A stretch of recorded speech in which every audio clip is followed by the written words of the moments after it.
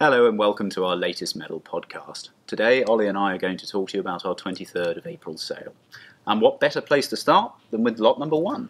Lot number 1 is the GCIE KCSI group of medals to Sir Morris Hallett, who was a member of the Indian Civil Service and rose through the ranks, ending up as Governor of Bihar province, for which he was awarded the GCIE.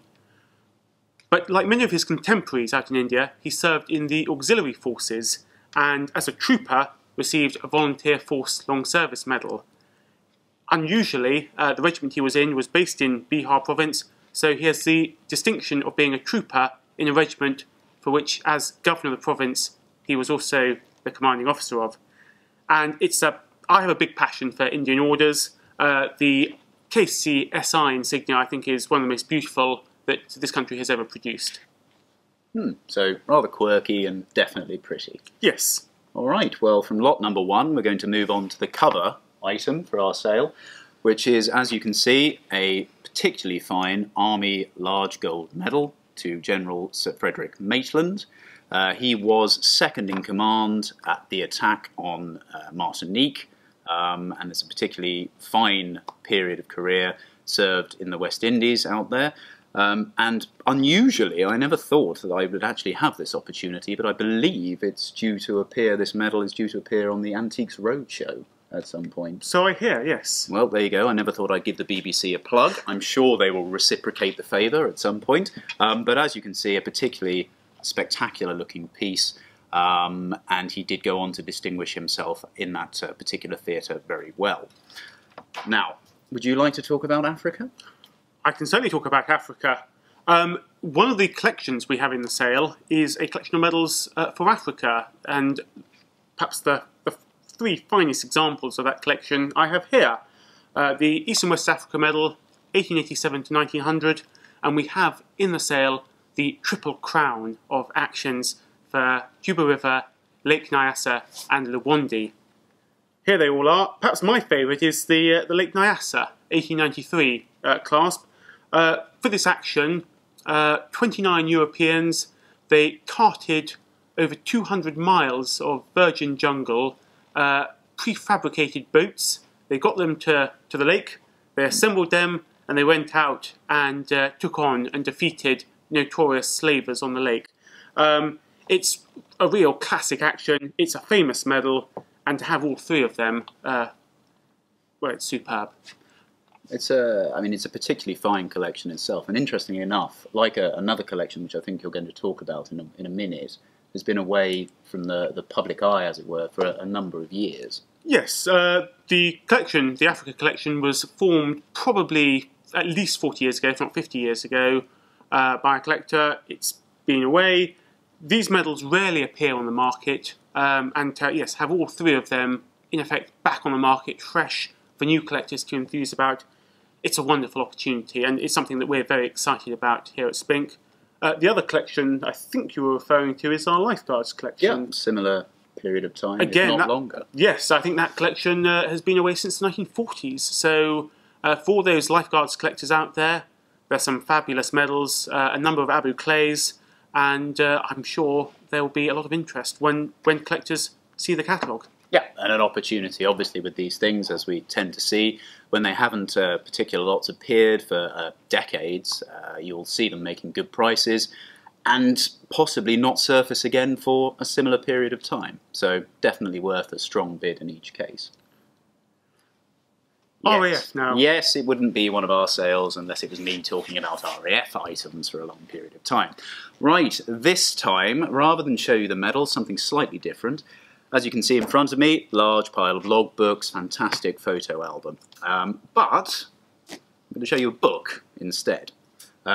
This is the recipient, Peter Erst, who was an interesting fighter pilot. As you can see, sometimes with these lots, you also get the opportunity of a biography, whether it be autobiography or assisted with the help of the writer. These are really good opportunities because whilst the details are fantastic in the logbooks, sometimes the anecdotes that come through, it just helps you get an overall picture. And these are official after all, dependent on some drawings, etc., that you have in there which are unofficial and a little bit cheeky at times. these are the opportunity for the recipient to really describe emotions, specific actions relating to people during the war, famous people. In this case, he talks about Johnny Johnson. Because he flew with sort of Johnson and Barder and other people Yeah, as well. and in fact, he instructed a lot of very famous people. Now, why am I talking to you about this? It's, on the face of it, another flying group. It's actually a DFC group. It's quirky in a slightly different way. Peter S. was one of a small number who flew non-operationally during the Battle of Britain, but actually took part in shooting down an enemy aircraft. However, in a rather anomalous situation, he didn't receive a Battle of Britain bar. I think that's because his squadron, as a training squadron, was not one of the official Battle of Britain squadrons, but to shoot down an enemy aircraft during the Battle of Britain, over Britain, that's about as Battle of Britain as it gets. Absolutely, and the fact that he was having a pint at the time when the aircraft were at Gloss and two other chaps were with him, they decided it was definitely time to pop into their planes, chocks away, and yeah, shot down the bomber as a consequence. And then returned to ground to have the other half of his pint. I hope so. Right, what are we left with? We are left with, and we are certainly by no means the least, certainly one of the better items, it's this superb Waterloo Medal, which is to an officer casualty, to a Major Hayland of the 40th Foot. As you'll see from that, it is an absolute belter. It's in mint condition, as you would expect, because he was killed at the Battle of Waterloo, leading his men in action, and was actually killed at the point of victory when he was shot through the heart. So it doesn't get much better than that for Waterloo. And those of you who have read the article in the Insider magazine, Waterloo medals weren't generally given out to the next of kin of casualties, but being the commanding officer, he definitely deserved it, and it's nice that it's survived to this day, to the 200th anniversary of the battle. Absolutely. And it's particularly relevant this year because, as you know, we like to keep busy. So what are we doing? This summer, following on from our successful 1914 exhibition we had last year, we're having another exhibition in the showroom from the 14th to the 26th of September, and naturally enough, it's going to feature the 200th anniversary of the Battle of Waterloo. So a number of fine quality Waterloo and related medals on display.